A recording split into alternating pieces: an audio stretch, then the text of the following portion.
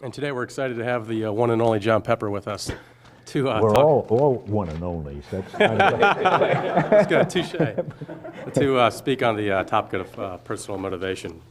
And the way we'll kind of do this, we have about an hour with John, so we'll spend the first 20 or 30 minutes just listening to his thoughts on the topic, and then going into some Q&A maybe. okay.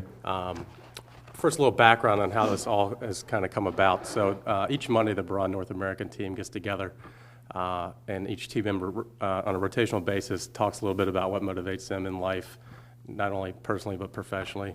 And they bring in different things such as inspirational quotes or videos or even people.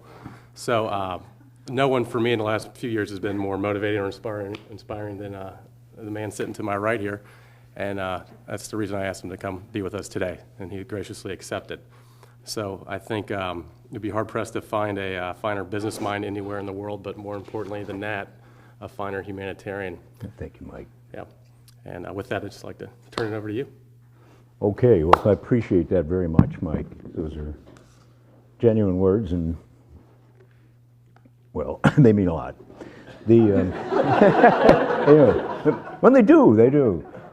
As I say, I guess none of us have worked together. Are you all on Braun in one way or another? Are there anyone, you're shaking your head, you're not on Braun. What are you on? I'm on Braun. No, I meant the young lady here. Head and Shoulders. Head and Shoulders. And what part of Head and Shoulders? At the communications function, formerly known as ER, formerly known as Public Affairs. Formerly known as Public Relations. We can go back a way on these things, right? Is everyone else though on Braun? Is there Head and Shoulders, beauty care? Hair care, okay. And in communications or other functions as well? CBD. Sales. CBD. Yeah. Great, good. Well, again, I appreciated the chance. I hope this is of some value. I got a note from Mike who instructed me exactly what I should do here. He really did. He did lay out some topics that I might cover to get started. These were thought starters. And I will, yeah, and suggestions, and I will because it relates to what you're talking about here is motivation and indeed motivation to the point in some of these stories what kept me with the company. It led me to come to love the company. So maybe I will start with this point you raised of who are my mentors. Now, I wrote a paper some years ago titled "If It Weren't for Them." I don't know if any of you saw it. It took me about 2 hours to write. It was over holidays. I probably took, as I say, no more than 2 hours to put on this piece of paper the names of people who I knew if it weren't for them, I wouldn't be here. And it would go back, which would be the case with all of us, I'm sure, to our parents, probably to a couple of teachers in your life, and then for me, a captain in the Navy, where I was after I went to Yale, professor there, and then most of all, meeting my wife at the Kentucky Derby on the infield of the Kentucky Derby in 1964. I was on a blind date, and she was with another date, and I saw her across the blanket and knew instantly I wanted to marry her. She always feels that's a very bad comment because all I care about is looks. Since I hadn't even talked with her yet. But that indeed was the thing that changed my life. But then to P&G and the mentors here and what they meant. I didn't think of them as mentors, of course. I thought of them as somewhat older people. Some of them seemed quite old, even though they were only 10 years older than I was and in their mid-30s. But I didn't think of them as mentors. I thought of them as people who, for some reason, showed a great deal of interest in me. And they showed they cared a lot about me. And they took a lot of time with me. And they listened to me, which I guess shouldn't have surprised me totally, but some of them really listened, as opposed to, perfunctory or quick listening.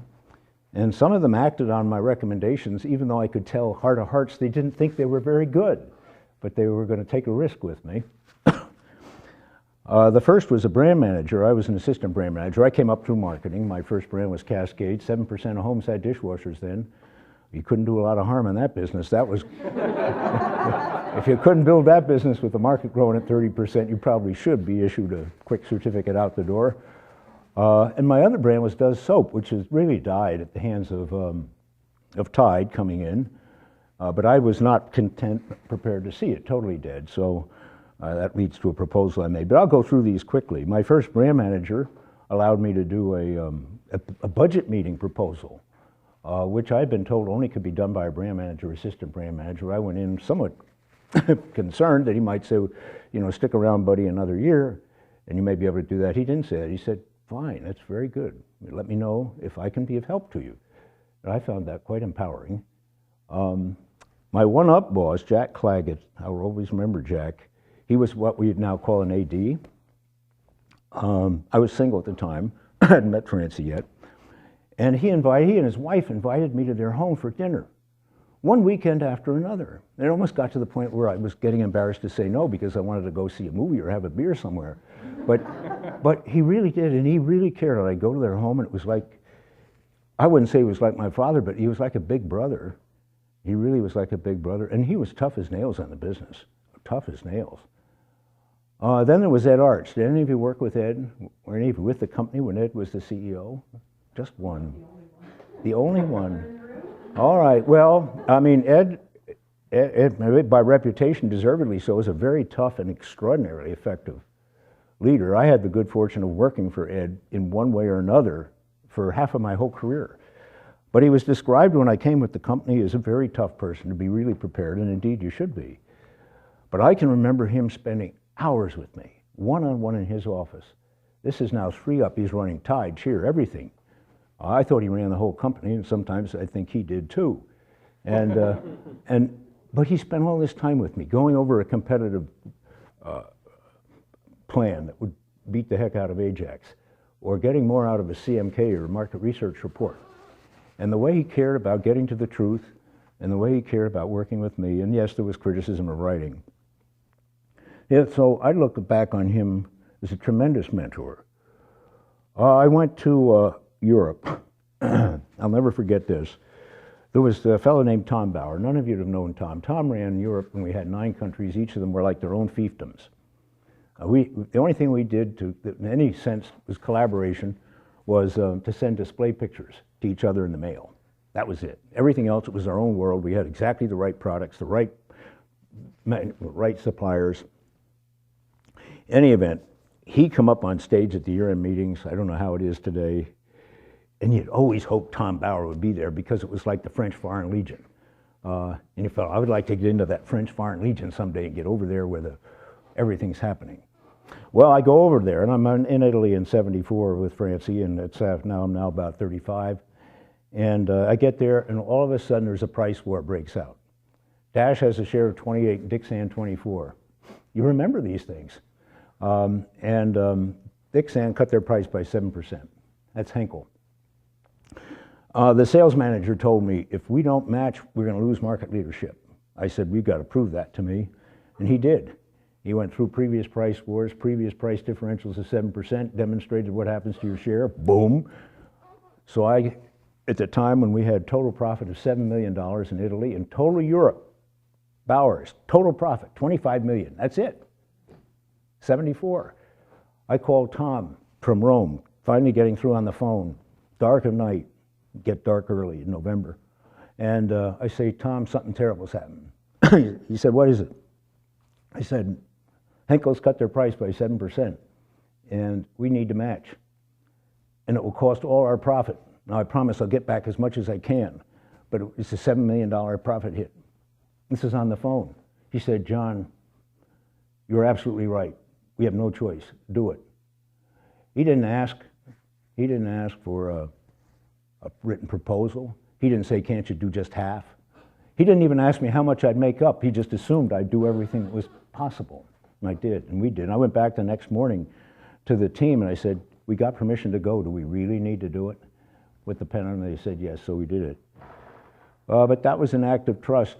Good morning. That was an act of trust and belief. And there were so many other acts of trust. Ed Harness, again, you wouldn't have known Ed. Ed was the CEO probably during the most challenging time in the history of the company. It was it was the first oil crisis. Economy was in terrible shape.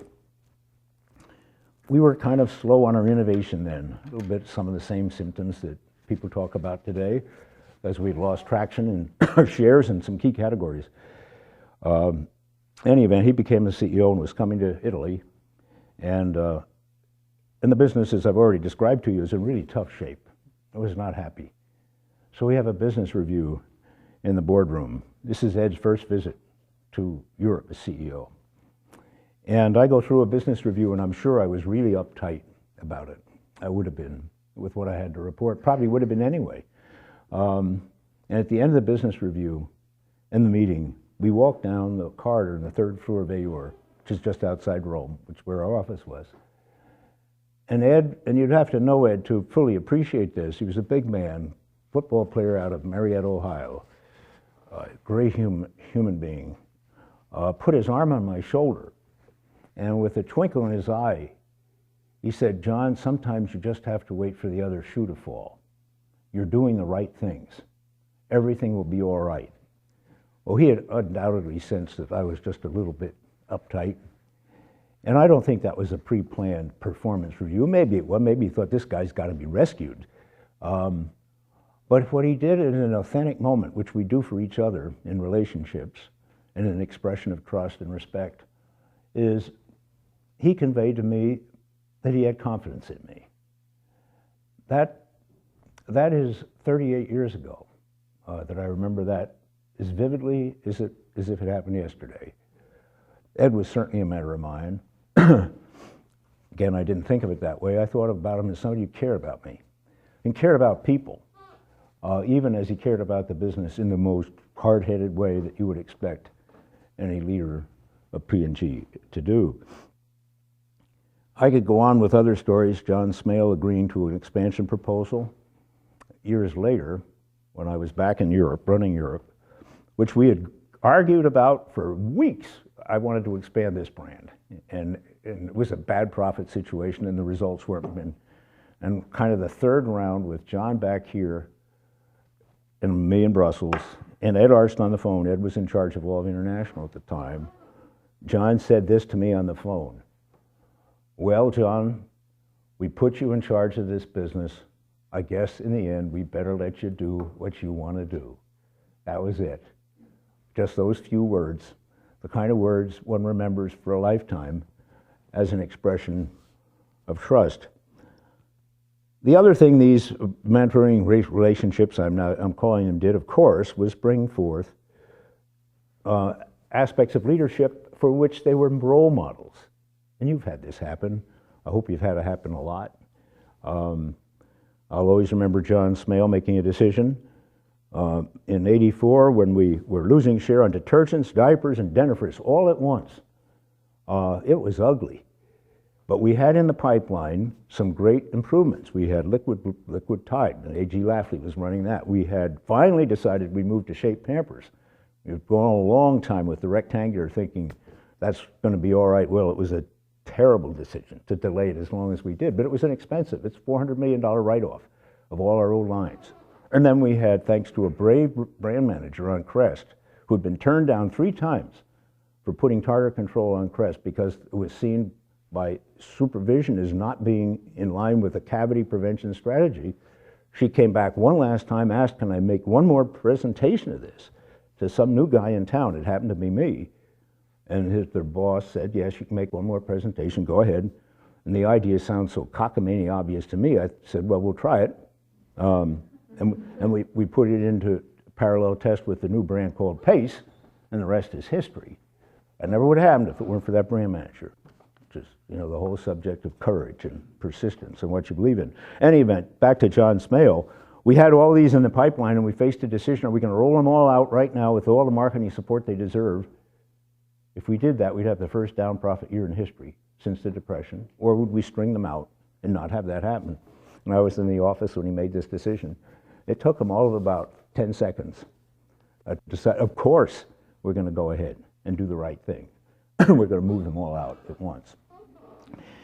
It was another one with John. RVI, Richardson Vicks acquisition, so important, bringing us, of course, as you know, Olay, Pantene, some things you may be working on in beauty care. That was a knife-edge decision. Of course, it never would have happened if Unilever hadn't become an unfriendly suitor. And the one thing RVI knew is they weren't going to go with Unilever, and that opened up the door for a white knight, which was us. But it came to the last meeting that we had. It might not have been the last. It was the last, though. And we were on the phone, and there had been a lot of argument how much money we were spending. It was very much debated within the senior leadership of the company. We were spending too much, and what are we going to do with these brands, and so on. And we were on the phone with Goldman Sachs, and Goldman Sachs said, we are going to recommend you take your bid up by $1 a share. It was small. It was really, I mean, it was like 2% of what we were offering. And there was around the table a lot of comments saying, we shouldn't do that, we're already too high. And I always remember John said, we will go up the $1 a share. And do you know that proved the difference? I can remember meeting the head of Pfizer years later, Ed Pratt. They were after it. So was Colgate, but Ed Pratt, they were the closest. And Ed Pratt said to me, you guys, I never knew they'd lost. Do you know you guys beat us by $1 a share? I said, no, but I'm glad to know it. That's really good news. But, you know, so I see courage like that. I see Ed Arts going around, and I don't, Jim Collins gave a talk here last week. Did you hear anything about it? Maybe some of you were at it with the GBLC. You know, this is the guy built to last, built great to good, and whatever else. He's done every combination of greats and goods that you can find, and built you can find. And he gave a very good talk. But one part of it I really liked, which I'd mentioned because I've used a lot since. He distinguished between bullets and cannonballs. And he said, you want to shoot a lot of bullets. You want to try to make the bullets strategic and go somewhere. But the key is to find out of those bullets what can become a cannonball. And when you get a cannonball, you've got to really go behind it. And you've got to look to create a cannonball from bullets. If you can, you know, recognize you need a cannonball. I don't know, Braun business. You may need a cannonball to get ahead in Norelco. Probably do. I mean, it doesn't mean you don't have bullets that move ahead and you're building a share. I heard 104 and they're down at 96. These are lovely numbers for me to hear. I mean, you have no idea, well maybe you do, how good that makes me feel that we're building share. But we're still, what, 10, 15 points behind them. So we're going to need something big.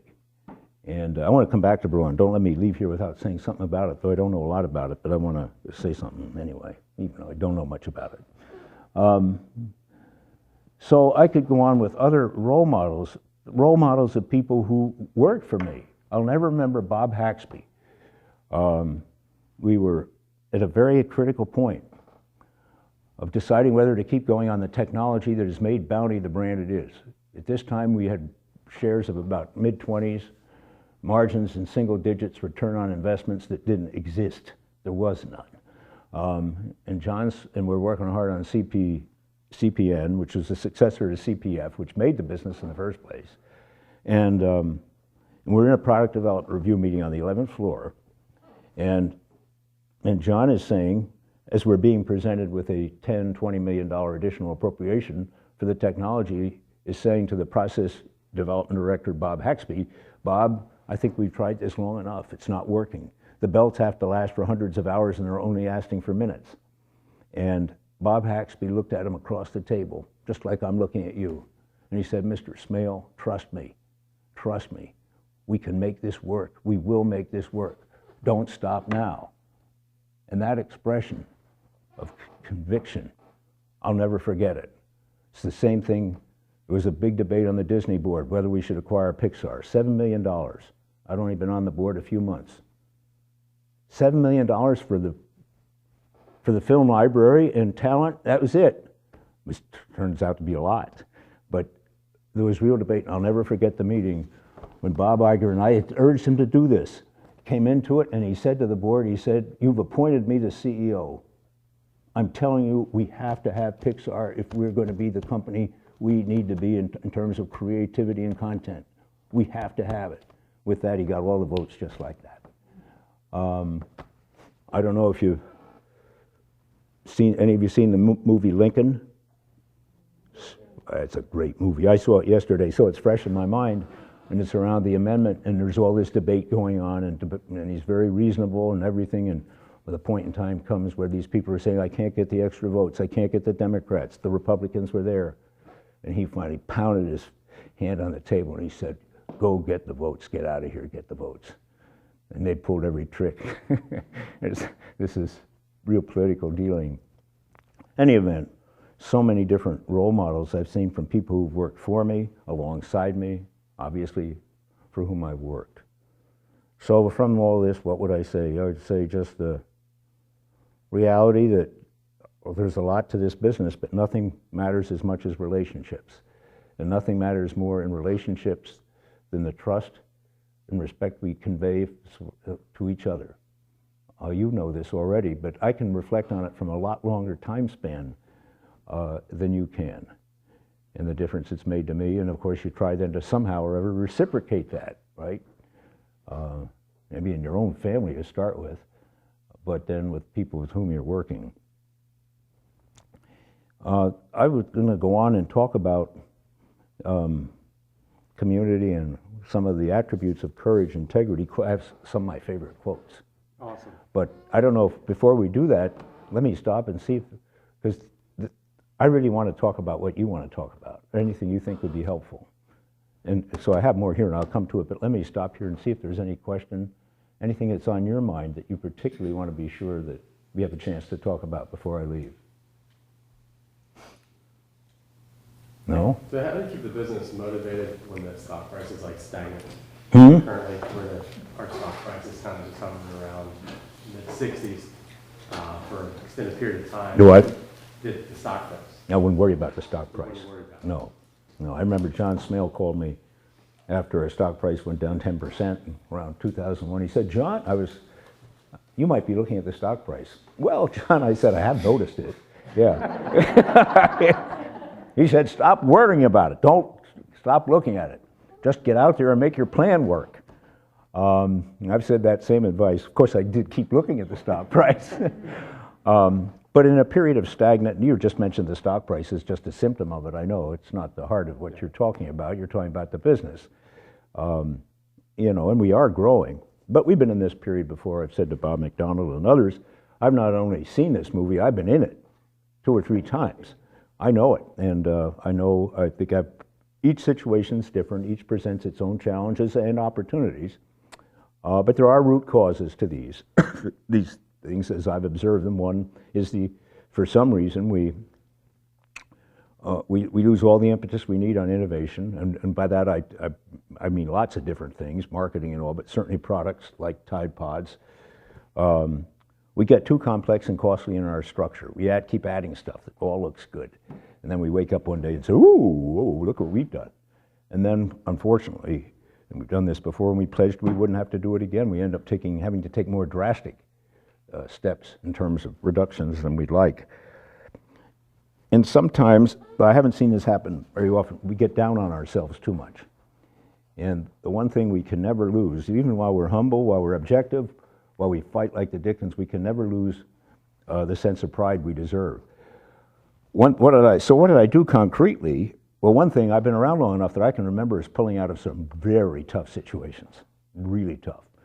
Where business is down, I can remind myself, not just across the whole company, but what we've done through in Latin America, what we went through in Eastern Europe in '98, Central Europe, where we went from profit of 1 year of a forecast of $100 million to $100 million loss. We said next year we'll be at $1, and by golly, one thing we're not going to do is lose our focus on being the leading consumer goods company in China, the leading consumer goods company in Russia, you name it. We're going to be like a P&G US in terms of share position. So I always have taken heart from what we've done before, but you've got to get down and identify what the root causes of the gap are, and come together as a team around them. Roosevelt said back in '42, it wasn't 42, it was 32, when he came in the midst of the Great Depression, he said, you've all heard the quote, "The greatest thing we have to fear is fear itself." The greatest thing we have to fear is fear itself. And I was talking to some folks in beauty care. I don't know if you were there at the meeting that they asked me to go out for United Way, and I couldn't help but talk about the business, because I've been told people in beauty care are down in the dumps. I've been beaten up. They feel that they miss forecasts. And I said, I understand all that. I miss forecasts and I don't like it. But I want these beauty care folks to understand what they've built, what we've created. And the fact we've been in situations like that and then we keep recreating. I reminded them, we've only built the leading number 1 and 2 hair care brands in the world. You couldn't have gotten a general manager to take Head and Shoulders when I was running Europe on a bet. They said, you're going to give me that carcass? It's just going to drag down everything I'm doing. Today, you couldn't get a general manager more happy to have Head and Shoulders, right? Or Pantene, $50 million brand when we acquire it. $50 million, now $3 billion. Yes, we've made some missteps. We do those things sometimes, but we're fierce in trying to understand them and then come back. And by God, we got the best people in the world in this company. I say that having been in a lot of companies. And the Walt Disney Company is a great company. They've got great people too, but in terms of breadth and depth, there's nothing else like this. And we're fighters. But we've got to learn, and we've got to be focused, which I think we are more, and we've got to have the right investments and innovation. So what do you need to do? Understand the root causes, get a plan, be focused, get everybody together on it as a team. It's really important to be in a team. Any of you watch the World Series? Any San Francisco Giant fans here? No? Any? No? I'm not really, but my son lives there. My grandson, who's 6, carries the Posey. He has a Posey shirt. Posey just was the MVP. So I love the quote that Hamner Pence, I'd never heard of Hamner Pence. Most of you probably haven't heard of Pence, P-E-N-C-E. He's one of the ball players who won the World Series. So they stuck a microphone in front of him after and said, you guys really that was pretty hard to pull off. You had to win 3 straight against the Reds. They were up 2-0. Then you had to run 3 straight against the Cardinals. And then, of course, you swept Detroit. How'd you do it? I loved his comment. I can't quote it exactly, but he said, we never doubted ourselves. We knew it would be tough, but all important things are. We did it as a team. We did it together. I love that. We never doubted ourselves. We knew it would be hard, but all important things are. We did it as a team. I thought, Hamner, you've just summed up exactly how to handle leadership challenges. That's really important. I don't know, that gets at your question. Oh, yeah. You figure out, I remember what Shannon Stevenson, who's running China now, when he was in the midst of that horrible disaster of the financial collapse in Russia, in Eastern Europe in '98. When we went from a forecast of 100 million profit to a loss of 100 million, we were forecasting sales of $1 billion in '97, '98. We ended up with 270. This was really tough, and we had to reduce employment by a quarter. We did it in the best possible way we could. Other companies pulled out. Others cut way back. We had to as well, but we never lost sight. But as Shannon Stevenson said, once we got the plan together, we knew exactly what we were going to do, and we got everybody behind it, I could start to sleep at night again. That's how he said it. I could start to sleep again. And I suppose we've all had, hopefully not too many, but we've had those situations, business or personal or whatever it is, where we can't sleep very well at night. But what he was saying is once we decided on a plan and we were all together on it, we weren't certain it would work, but we knew where we were going to go. Okay? That's great. Oh, okay. Well, let me take one of these because we're doing okay on time. You have to 10 o'clock, is that right? Yes. Okay. I want to talk a little bit about the importance of community. That relates to relationships. I wrote a book when I retired. I don't know if any of you saw it, called What Really Matters. It was a bestseller because it was free. It was given out free until they ran out of copies. It was really hot. But in any event, there are a lot of chapters in here, the subjects I really like, but one I particularly liked is the power of community, because I think when you get people talk about P&G as a company, as an institution, but I think something I hope we never lose is the power of community, and as a company, but also as individual Burke units. I hope you feel you have a community on Braun. And the power of a community, I'm going to talk a little bit about it and its importance with some quotes. But I want to describe how Jorge Mesquita, who I'm just so pleased is doing this innovation role he is right now, he described it. Now, this is 6-7 years ago. And at the time, he was the head of the Global Home Care Division. And he defines the dynamics of the state of being a community this way: everyone understands each other's roles, so actions become seamless and intuitive instead of transactional and bureaucratic. Self-growth through experience and accomplishment is achieved, and there is a sense of becoming part of a greater cause. Again and again, I've heard it said this way: you get in a red zone. This thing that Professor Goshow talked about in a tape that called The Smell of the Place. I don't know if any of you have seen it. It's a fantastic tape talking about having that environment where it's stretch, support, discipline, and trust, describing where you're going for something really good. Stretch, trust is the underpinning, and discipline, everybody doing their job. This is not willy-nilly, and support. I worked 2 years at Yale after I retired as the head of finance and administration. I've been up there on the board for 9 years, and I love this quote because it makes me think of P&G so clearly. Allison Richard was the provost, and I was the head of the finance side, so she was doing the education, I was doing all the finance stuff, to which the CFO P&G said, they don't know what they've done putting you in that job. But she's now appointed in charge of Cambridge in UK. And they prepared her, as you'd expect they would, with answers to all the questions that they could imagine the press asking her for her first press conference in London. And they asked her a question that she hadn't expected, and that is, if you could bring just one thing from New Haven, that's where Yale is, to Cambridge, what would that one thing be? And totally unprepared, this is what she said off the top. If there is one thing I could bring, it would be the sense of warmth and partnership and shared purpose that I feel with my many friends and colleagues at Yale. You can have the biggest endowment in the world, and you can have the best governance system in the world, but if you don't have that sense of community, then all that is for naught. If you do have that sense of community, the sky's the limit.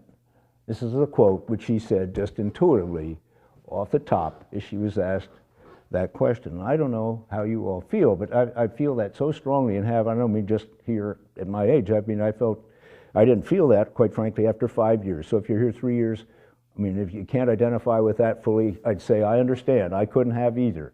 It was kind of a growing feeling as I got to know more people, saw more values.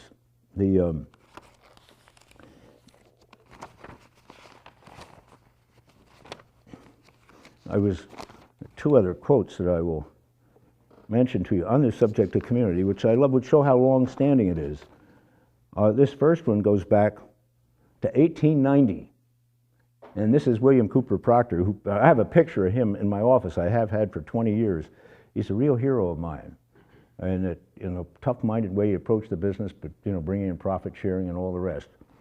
In any event, he was describing at this time in 1890 what he considered, and I quote him here, the spiritual inheritance of our company. The spiritual inheritance of our company. They were religious people. And he said he wanted to refer to three qualities: hard work, fair dealings, and what he termed, quote, our affectionate dealings with one another. Well, I don't think anybody could have been surprised to hear the words hard work or fair dealings, but this thing about affectionate dealings with one another might have been a surprise, and it was important then, and it's important now with all the pressures we've got. It's harder. It's much harder. And time available is not like it used to be, and it's much less than when I was here, so I recognize all this. And it's easy to say these words, and harder to do them. Go back to 1930. This again is Dupree in the midst of the Depression. Took 10 years for the Procter & Gamble to get back to the sales level it had at the beginning of the Depression. 10 years. Our stock did not move for 10 years in the 70s.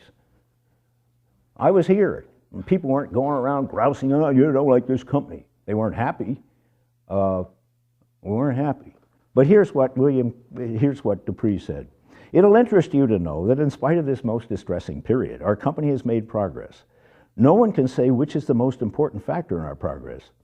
Certainly one of the most important is the unity of spirit and ideals brought out in the cooperation of P&G people for the common good of the company. Then I roll ahead to our 150th anniversary, 25 years ago, and John Smale is addressing the year-end meeting. And he says, The company's tradition of caring for its people is perhaps the most important part of its character. If we stop caring about each other, we lose our common vision and our sense of purpose and our commitment to the success of our company.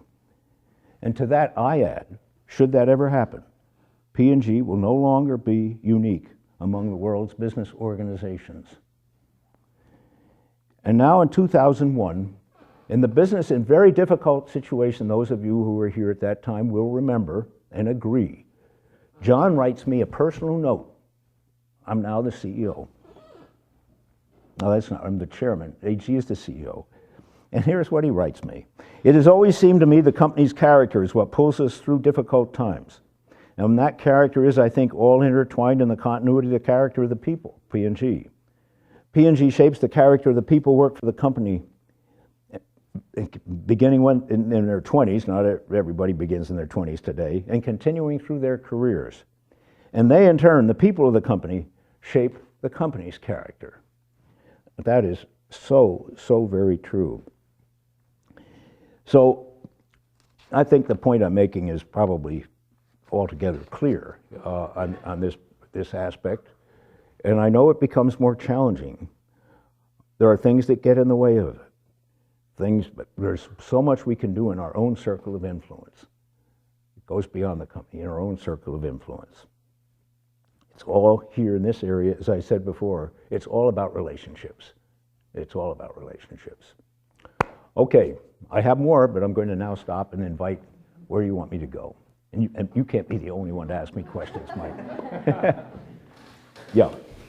I'm sure you're asked a lot of times to donate your time to certain charities. I know you did Underground Railroad, etc. Do you have principles that you use to choose and then prioritize which ones rise to the top? Because everyone probably demands your time. Yes, they're probably pretty obvious. I've been oriented really from the very beginning to things that involve education, particularly the young. First things I got involved in were mentoring and tutoring because I saw what happened with P&G employees who were mentors at Woodward High School, and the 24 of the 25 people who had 4 years of mentoring from a P&G, 24 or 25 went on to college. I, of course, instantly asked, what about the 25th? And gotten a job. Then that brought me into something called the Cincinnati Youth Collaborative, which I co-founded 25 years ago with the mayor of the city, vice mayor of the city. So I really believe in education so much. I mean, I believe it makes all the difference. And having it be there for people, particularly ones who do not have the blessings that I had, I want to see that happen. I really do. And we're not in a good position in this country today. We've still got 35% of our young people entering kindergarten and growing up not prepared. And in any event, I won't get going on that. So I think of education. Obviously, I'm trying to think of something that can make a big difference, that's sustainable, that can have a major impact as you would. I've had to discipline myself more and more as my wife has kind of reprimanded me to say no more often, and priorities, and certainly my getting into these came later in my career. I mean, if these things I'm talking about, like 1987, I'm now already with the company for 24 years. Now, it isn't that I wasn't doing anything before. I was on some boards, Art Museum board with John Smale helping him, and I was an assistant scoutmaster. But you know, you've got to, well, I don't need to tell you, these things have, you have so many competing priorities, family, career, and bring them in. But I've focused on education because I believe in it, trying to focus on things that can make a difference, and making sure it's strategic to the partner. That's a real lesson. If you're getting into a partnership with schools or whatever it is, if it's not strategic, if they don't see it at a strategic level, there's a high likelihood of spinning wheels. I've done plenty of that, and finding out a year or two, nice words, but not really being bought into it at a strategic level. And if it's not, insist it is, or go somewhere else. I mean, it's really, you only have so much time, and you want it to count. Sometimes you won't be sure when you begin. You have to force it, but you can only do that so long. Ultimately, you can't do the work that somebody else has to do. Focus on leadership. If you don't have the right leader, and I've waited too long on that subject sometimes, to make sure you have the right leadership and the right board around you. can't do it alone. I think all of us have this propensity. I don't want to speak for all of you, but we have a propensity to just get in and do it ourselves. We're that kind of people, and that's great. But sometimes it's got its downside too. That you know what it is. Okay. Yeah. Hey John, talk about like tough times and how this is a motivational speech.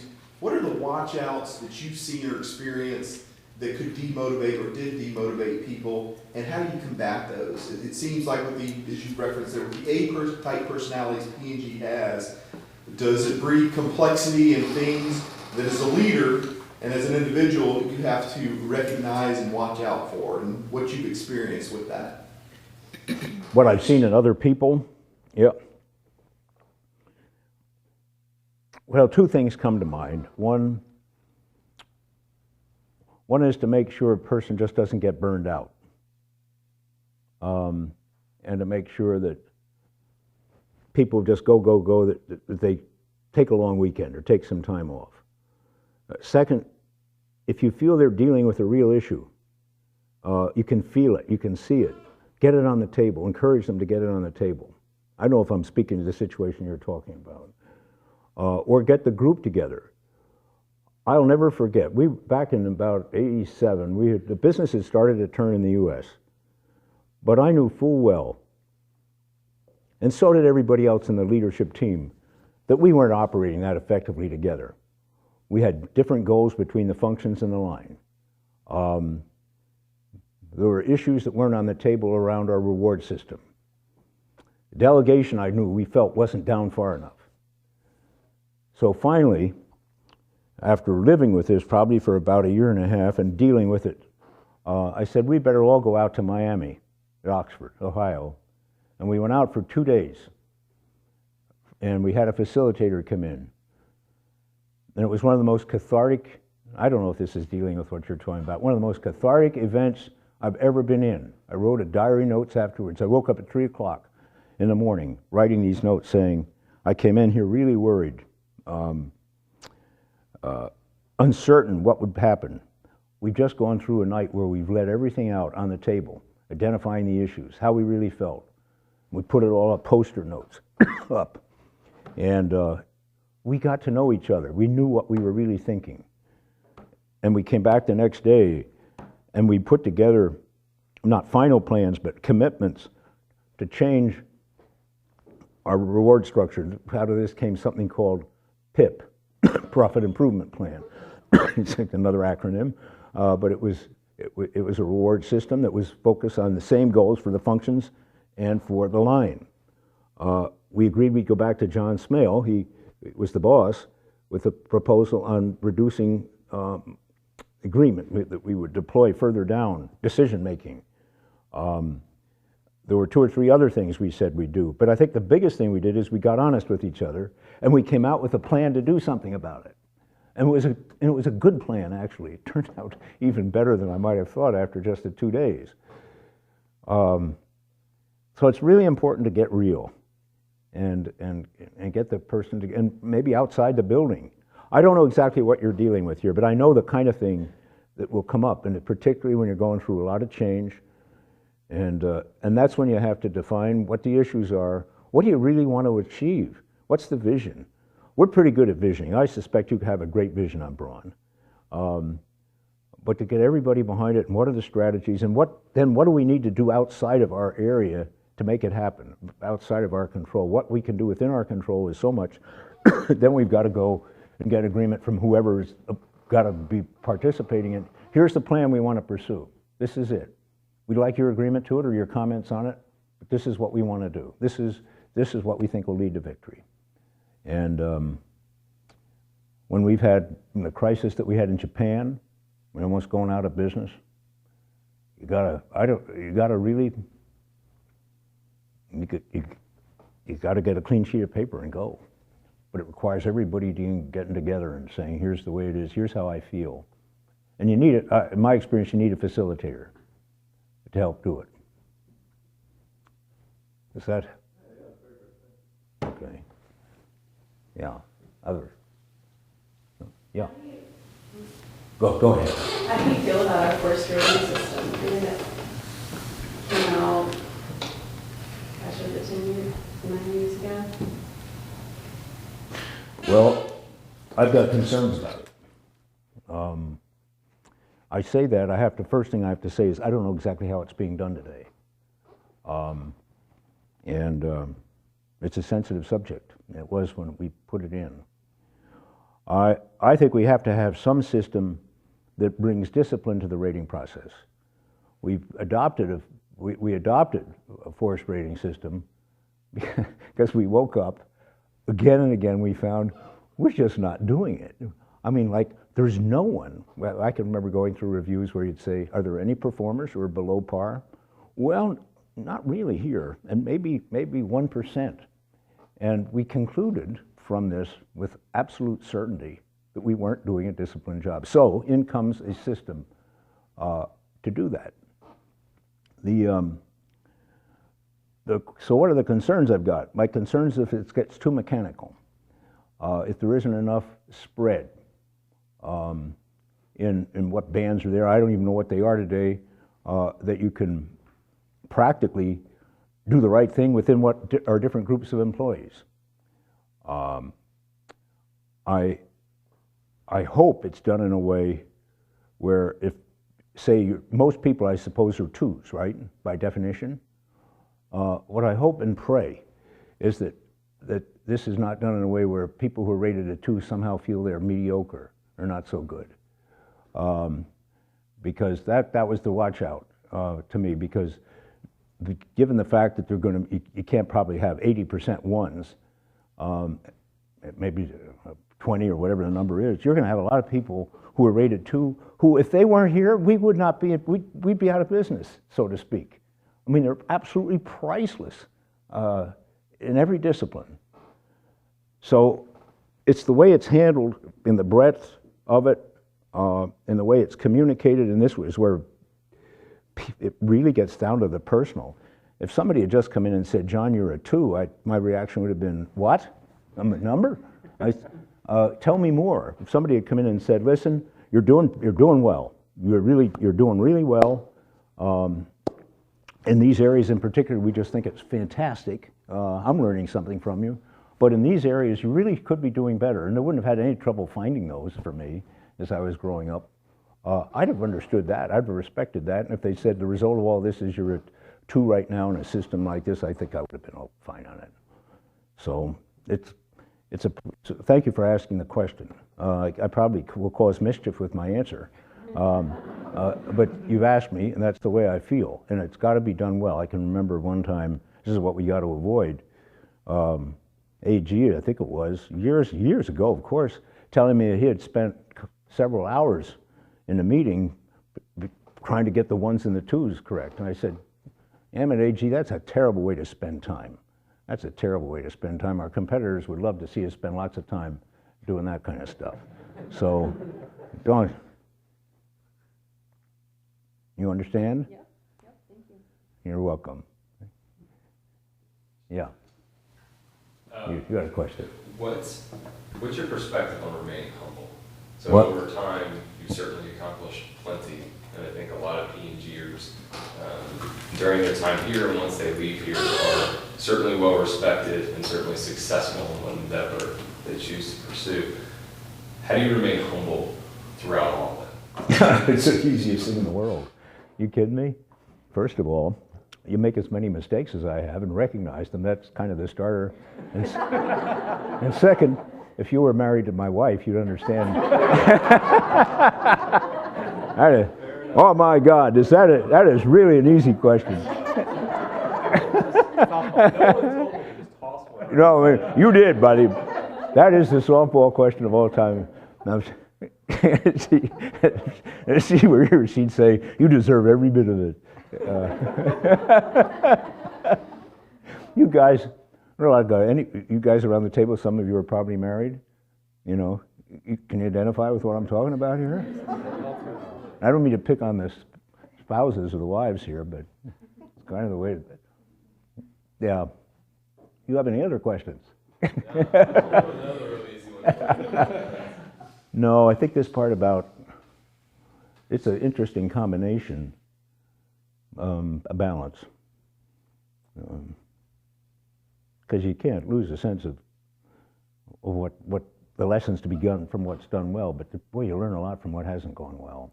You really do, and you don't go around moping around, but you also get a respect for listening to and examining what you're doing strategically. And I tell you, the companies I've seen have the biggest trouble, you can trace the roots of it to arrogance, getting carried away by their own press. I know John Smay would have always said, and certainly I would have, don't believe those glowing reports. I mean, you accept them, take them for what they are, and then remember Bob Iger's classic example of this. I'd call Bob Iger, I'd seen Tangled or a movie and really like a movie, I'd call Bob, I'd say, Bob, that's a great movie. He said, John, it is a good movie, but you know, it could have been better. And that didn't mean he wasn't praising the director and all, he was, I mean, because it was a good movie. But always this eye always on, you know, what could we do better? What are we going to do better the next time? Becomes part of our blood, right? I mean, it can become almost anal about it, I suppose, but that's part of it. Yeah.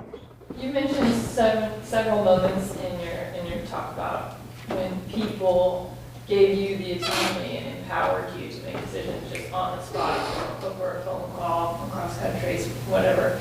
From where you sit, do you see us as a company that continues to give its employees that autonomy and that empowerment? And if not, what are our opportunities there?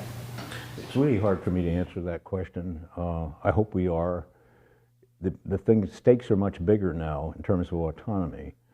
A lot of the things that people let me try, like reintroducing Does soap, literally, which I can't believe Ed Arts ever felt could have worked. He says he thought it could. You wouldn't do on Tide. Well, you wouldn't, obviously. But we have to find ways in every area for people to try things and have a sense of ownership. And I know it's challenging. It's easy to say that, but it's essential. And we've got to grab it ourselves. I mean, so much of this, or at least some of it, can be grabbed. I mean, that woman who kept pushing on Crest, or Corrine Kunkler. Corrine was the brand manager on Pert, who said, I want to have that 2-in-1 technology in my shampoo. When we were all very reluctant, it was not a big blind test winner. This is the foundation for our hair care business today. It was 54-46 or something like that. And the graveyard was littered with the bones of people who tried 2-in-1 and healthy, shiny hair. But Corrine, we'd like to build a statue to her, said, I want it on Pert. And it was a 3-share brand, and then we put it in Seattle and it went to 5. And we had something.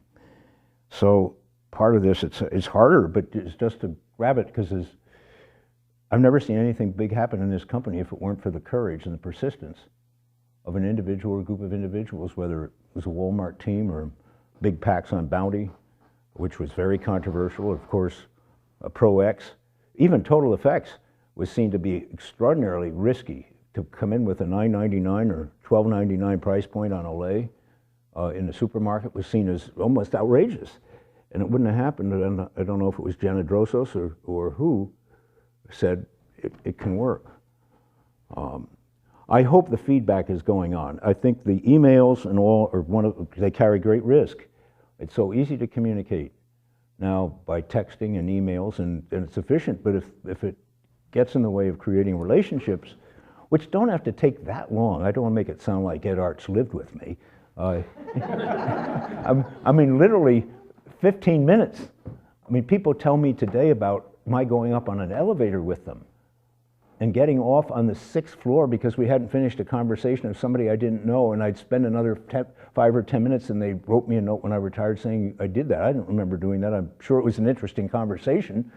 But that little thing, I guess, to that individual mattered, as it would have mattered to me if I were at the tenure.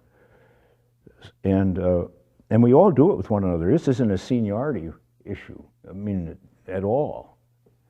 It's not that. There's an aspect of it. Okay. Was there a question there? Yes. I have to ask, with so many rich experiences, what do you regard as your greatest personal achievement? And what is your greatest personal achievement to date? And then what is your legacy? Well, I always hate the term legacy, but it's a fair term. I mean, clearly my greatest achievement, I haven't thought about it that way, was persuading my wife to marry me. It took 3 years. I was putting notes under doors, and I probably would have been arrested as a stalker today.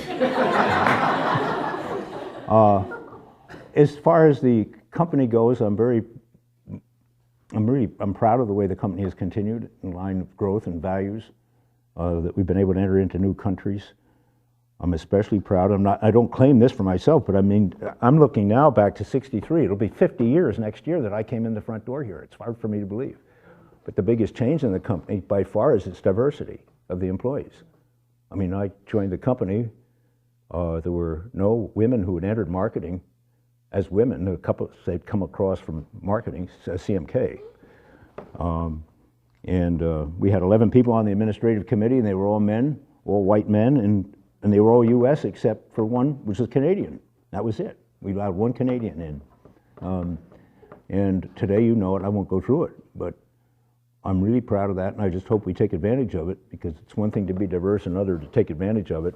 And I think we do. I think we have a great advantage in the company in our diversity. When you have a group coming in, as we did for the GBLC or GLC, whatever the big group is, and see that diversity, it gives me great heart to see it. And I think the values, as challenged as they are, and they're challenged especially when you run into a business challenge and when you're having a downsizing in people, reduction in employment. This is, you can't walk away from the challenge this poses. All you can do is hope and insist that it's done in the best possible way, and that people are respected, and that we keep redesigning this organization so that the people who are still here are really working able to work in the most efficient way, because we have an efficient design. I don't mean in terms of smaller numbers. I mean decision-making structure that is sensible in terms of who makes it. And I know that's a work in progress. It always will be. It always will be. So I feel so incredibly blessed to have found this company. It's like serendipity, I'm sure, for most of you, was for me. I ran into two people who were putting an ad in the Yale Daily News, and I remembered the sparkle in their eye when I decided I'd go to work for business for a year. So I'd been accepted to law school, and I was going to go to law school, but thought I'd take 1 year off. So, I think, never did I think I'd spend this time here, but I fell in love with the place. I was recruiting up at Yale about a month ago, and somebody asked me, why did you stay at P&G for 39 years? And I couldn't understand even why a person on my recruiting panel had been here 15 years when I was recruiting here. And I said, the simple answer is I fell in love with the place. To which he said, you mean you just fell right in love with P&G right away? I said, of course I didn't. Of course I didn't. It was as I saw us make decisions based on principle, the quality of the people, the competitiveness of it, which I loved, in the market, our ability to do good things as a company, which we've been able to do, like this safe water. And yet it's young people like you who've got to show the way. And maybe I just say a word on Braun. How big is the Braun business today in sales? 127 million in North America. How big? 127 million in North America. It's a little over $1 billion globally. Globally, $1 billion. Growing? Growing in North America, yes. Globally, no. Okay. Well, I don't know the business well. I mean, I don't, but I remember talking to the Duracell folks several years ago, maybe 5 years ago up in Bethel, and I said to them, I don't know what's on your guys' mind and gals' mind, but I would suspect one thing would be on your mind is, are you going to get sold? That might be on your mind. Everybody was doing it like this. I said, let me just express a hope to you, and that is that you're not, because we need new businesses. We need different businesses in this company. We don't need to get rid of businesses. We need to add new businesses and build businesses. And I said the way to do it is you've got to find a way to get growth in the business that looks strategic and long-term. And I think they are. I mean, again, I'm not an expert on it, but I've seen new sources of power. And I don't know what it is in the Braun business. I really have no idea what it might be.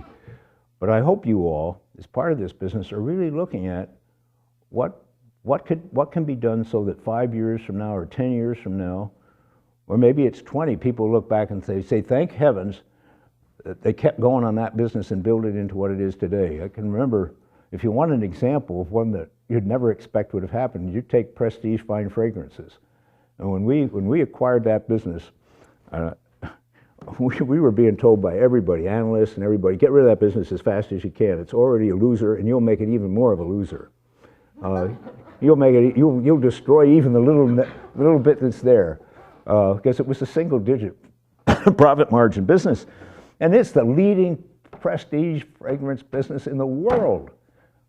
It's unbelievable what's happened, and reinvented the way the business is done, marketing, and the whole bit. And I don't know, you could make that happen in Braun.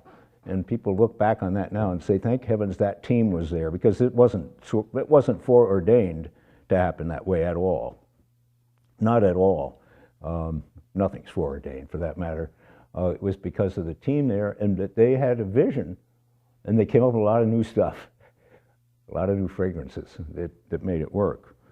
So I think we got time for another couple of questions, if you've got them. Yeah.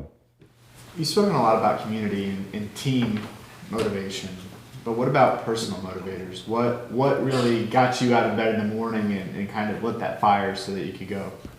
I mean, over 39 years. Yeah, I think that what got me going was, I wrote a personal purpose statement. We've all got them, one form or another, in our head or in writing. I wrote one in 1970 that said, is to take full advantage of my God-given abilities, do what I think is right, and make a difference to people around me, starting with my family and my career, something like that. So I got up in the morning, one, believing I was with a great company. If I'd had a bad day, and I had lots of bad days, meetings I thought I wasn't treated with particular respect, didn't go the way I wanted, I didn't run it the way I wanted. I'd say to myself, it's a new day, it's my choice. Am I going to attack this to make something happen, or am I going to mope around? And then I'd say the idea of my moping around is about as incredible as I can imagine. Anybody as lucky as you to have the family you've got, to be in the company you are, to have the responsibility you've got. So then if I wanted to get perked up beyond that, I'd remind myself, why are we in this business? Why do we believe in it? And I'd try to get with consumers, or remind myself of having been with consumers. And I would remind myself, and I did this literally, of being with a woman with a baby in an apartment in Beijing, as she was using Pampers, or with a mother in an apartment in Calcutta. The other thing I would do is I'd get with P&G people. I'd go to a plant, or I'd go to a CBD team. Now this was when I was further along, and I'd come back from that team, and you know what I'd say to myself? Boy, look at those people.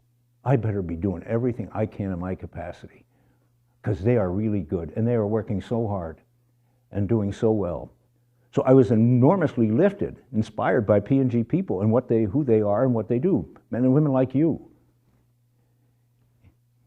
Enormously helped by my family. And then I'd pray a lot.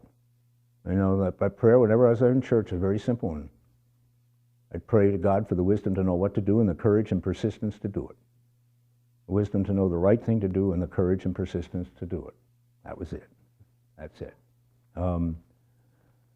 So I guess each of us approach this in our own way, because we face challenges like this. It's kind of living up to what you expect of yourself, recognizing how fortunate you are, I am, and one thing, knowing there'd never be an excuse for speaking for myself, and that would be feeling sorry for myself. There would be no excuse. That could not be justified. Being with people matters. And then reminding myself, too, of victories won. And I did have these. I always looked at that picture of William Cooper Proctor. I asked myself, what would he have done? What would have he done? What decision would he make?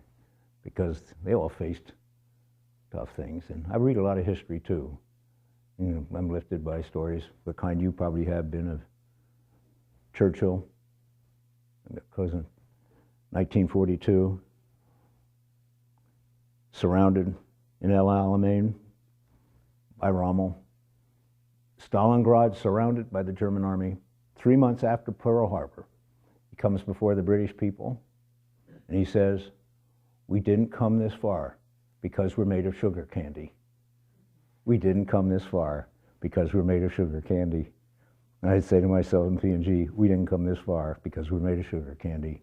If somebody beats us, and they did in China with a liquid detergent again, we're going to get them back. When I went to Europe in 1974, Unilever had a share of 55 in the laundry category in their home country, the UK, and we had 25. Today we have over 50, and they're about 30. I call it water on rock. It can be done. Norelco could be displaced. Norelco could be displaced. It's happened. Folgers was 25 and Maxwell House was a 40. And along comes the best part of waking up is Folgers in your cup. And Folgers is a 40. And Maxwell House is a 30 or whatever the figure is today. It's fun stuff. All right, one last question? I guess we've got 2 minutes. If not, well, listen, thank you very much for the opportunity to be with you. I wish you a great success. Happy Thanksgiving, of course, for your family and yourself. And if there be anything coming out of this that you'd want to, talk further outside of the meeting, you've got my email address, and I'd be happy to do it. That's not a rhetorical flourish. I mean it, okay? Good luck to you all. Thank you. All right.